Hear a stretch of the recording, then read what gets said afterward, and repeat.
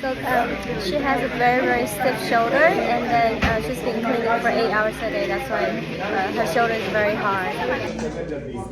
Okay, so we're gonna do a treatment on her shoulder because she's having some shoulder pain with very tight muscles in the shoulders, in the traps as well.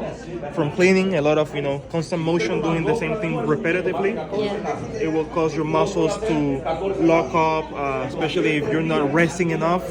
It will cause them to be damaged, the joints, the muscles. So we're using these two gels together plus the flex cream to be able to target this area, to relax it, to reduce the pain, swelling, all those things. Do you have to wash this off after, or just wipe yes, it? I usually remove it a little bit, or you can just wait until she goes and showers to get it removed, if you want it to stay in there for like a little bit.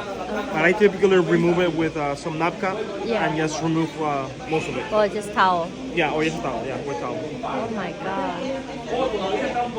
La membresía, que es gratis, te cuesta $2.99.